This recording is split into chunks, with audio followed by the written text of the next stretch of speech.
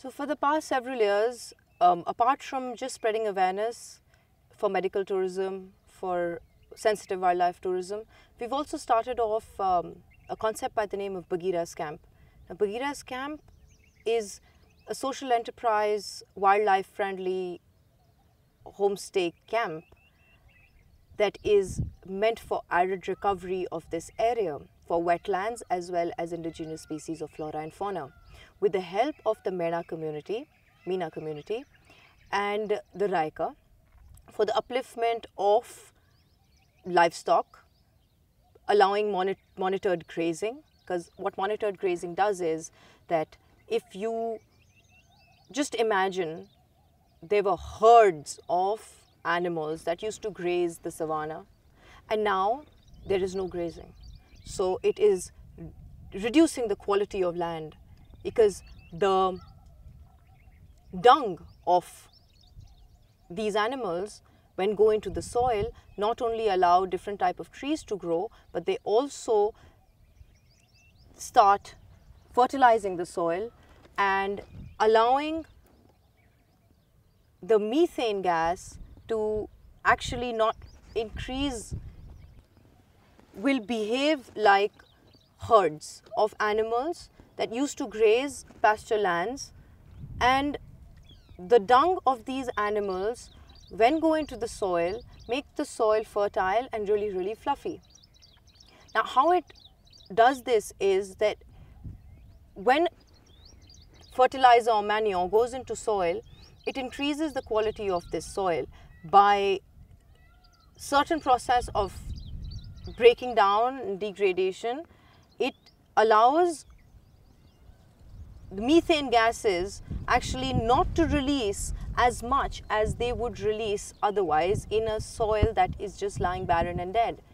The hooves, when they stamp on, allows the soil to mix with the dung, which facilitates the soil even further, allowing different type of grasses to grow, which in return allows reduces precipitation of this earth, keeping water inside the earth. So the moisture level of the water is contained because of grass. Now, if that same land is not given grazing, not given hoof stamping, and not given dung, it will start releasing carbon and methane gas, because that's an automatic reaction, which in return is going up into the atmosphere. So even a dead barren land is adding to global warming, apart from the industries and the cars and all the plastic and all the beer bottles. Now, this is an opportunity I would again take to address. The world is addressing plastic problem, which, I mean, hats off to the United Nations and all the people attached to these organizations that are addressing plastic. But what I would like to bring to everybody's notice is, about 8-9 years ago, one beer bottle used to sell, the resale value of one beer bottle was about 3 rupees, because I remember selling it. Today, that same bottle does not get sold for even 1 rupee. So why would the garbage picker come and pick up glass? But glass does not degrade into soil. Glass will break and may cause injury to human beings as well as animals. If it happens to cause injury to a tiger or a leopard, that animal is going to... So addressing a problem like glass in forest areas, beer bottles in forest areas, is of great importance. I mean, this is something that's of great concern, because what happens is that if that bottle happens to hurt somebody, hurt an animal, hurt a leopard or a sloth bear, it's going to get him irritated. It's going to force him to get easy prey, and the easiest prey out there is man. Converting a lot of these these animals into man-eaters, and that is unfair. That's unfair because he had an option, but he didn't know the difference between glass and rock. So he kept walking and he got hurt in his foot. And when he gets hurt in his foot, he's limping. Now when he's limping, what does he do? He'll find the easiest prey. If there's a child sitting there, he'll pick it up. because he has to fight with the dog, or he has to be he has to show more stealth on his feet. Can't do that because now it's only on 3 feet. So glass bottles, as citizens of this country, even if the government does not do anything about it, it becomes our responsibility to pick up whatever glass we see around us. And now we need a factory that recycles glass. Now, putting up a recycling plant, somebody will say, oh, it's not our job to do. Somebody will say, oh, it's too expensive. Sure, it's not our job and it's too expensive. But I bet there is somebody out there who's recycling glass. And we can transport that to these people. Now, it may take you 1 year to collect an area. You may have 1 truckload of, but do your duty of picking up whatever glass you see around you, whatever bottles you see around you. Now, what I would also like to address here is the idea of planting indigenous plants in and around hospitals, universities, restaurants, hotels, eco-lodges, taking out Prosopis juliflora. It's a very easy process, maybe slightly capital intensive, but you can do it. There's voluntary tourism, because people do travel to sustain themselves, people travel to give back to the community, people travel to give back to this earth. That is a huge market out there. Now, at this moment, what I would like to say is that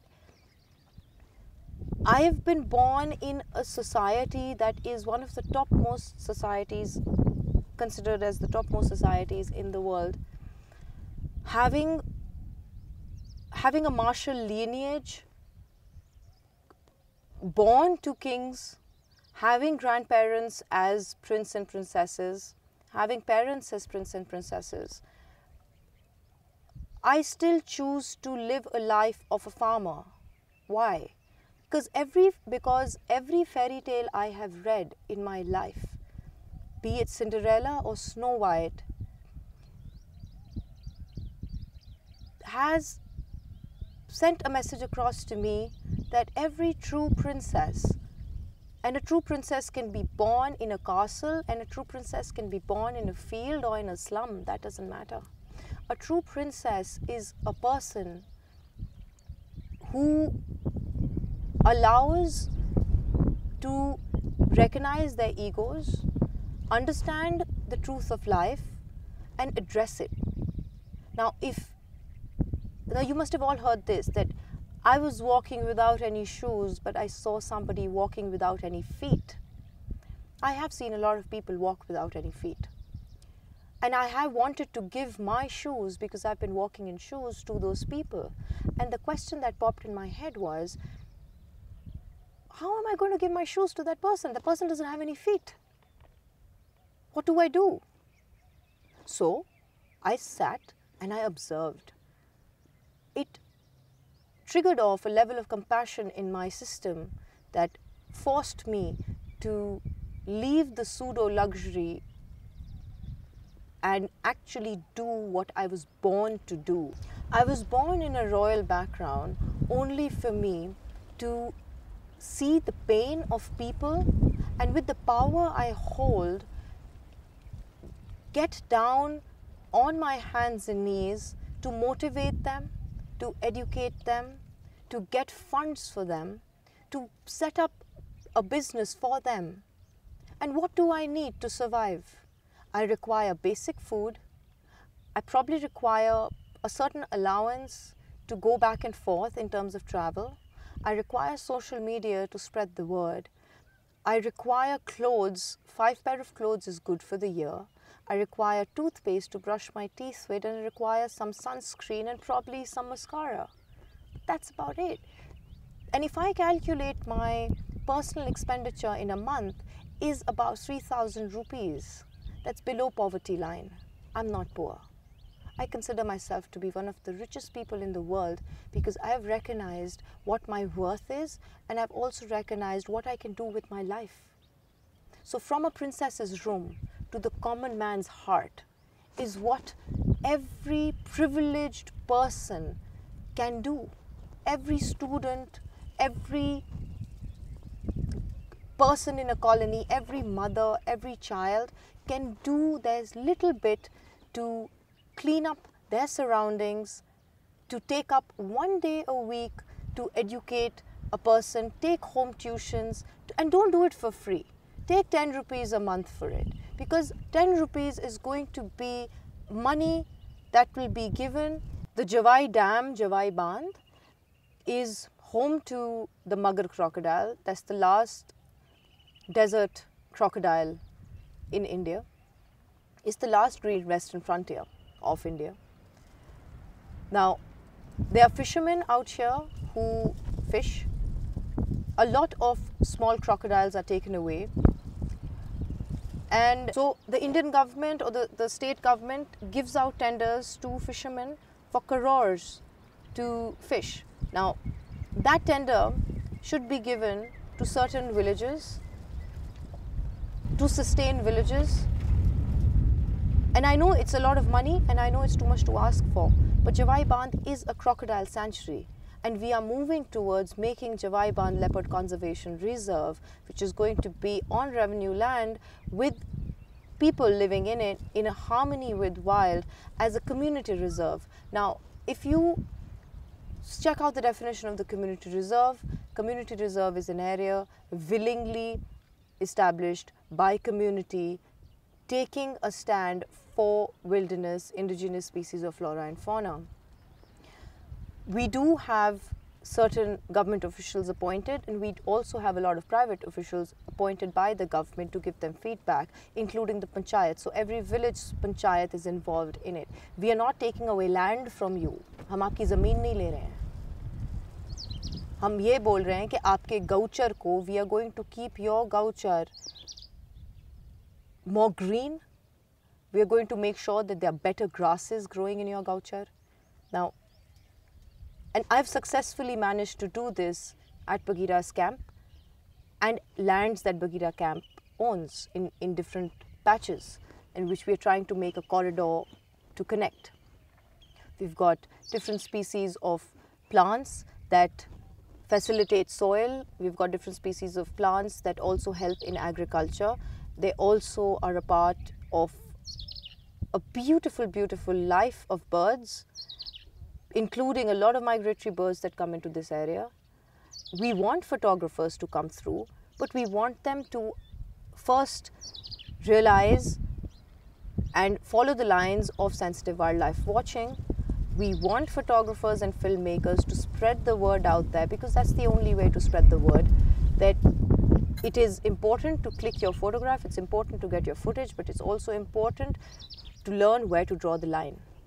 Your greed needs to stop somewhere. And like I mentioned earlier, man can be a barrier between wild and civilization. We got to draw those lines, and we personally ourselves cannot cross those lines. For patrolling, sure, but apart from that, for wildlife safaris, to make money out of certain things, no. It's just not possible. That's the reason government has national parks. Now, this area is not a national park. That's the problem I'm addressing. So you've got plastic, you've got glass, you've got tourism, which we want to be sensitive, responsible wildlife tourism. We've got tribals, we've got ethnic tribes. Now, the tribal we have is the Gracia, which is a highly endangered tribe, who know their rights and they like to live in a certain way. We need to get the area's music back, because the music in this area has died because of DJ systems. Now, I had a privilege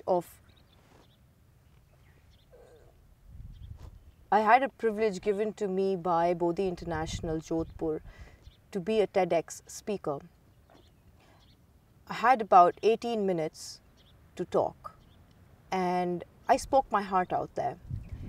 Now, what I came to realize there was that platforms like this allow people to recognize the difference between what's going on and what's the need of the hour. What's going on right now is heavy duty pollution and a lot of global warming, and this is a human problem. It's not animal problem, it's our problem.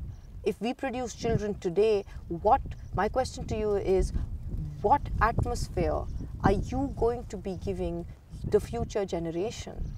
Because the level of pollution in the air is so high. By 2066, do you really think Earth is going to be green, brown or grey? Are we going to have floods or are we going to have droughts? Will we have enough food to eat, or will we be scavenging off people and factories and things? We do not know, we can't see that. I've come up with another concept which is known as wilderness wellness, where we take you out on safari. We also guide you through basic breathing techniques to become one with the nature for bird watching. We also use camels for bird watching, which in return, of course, gives livelihood to the herdsmen. Apart from this, what I would like to mention is that the Aravalli range is the oldest mountain range in the world, which is placed on the oldest rock in the world. Back in the day was connected to the Gondwana lands, and the oldest rock in the world is known as the Bundelkhand Plateau. In Madhya Pradesh, there are certain parts that is exposed. Aravalli range is formed exactly how the young fold mountains, that's the Himalayas, are formed. So they are known as the old fold mountains. Solid metamorphic granite, igneous. You can follow us on Instagram by Bagheera's Camp or Wilderness Wellness.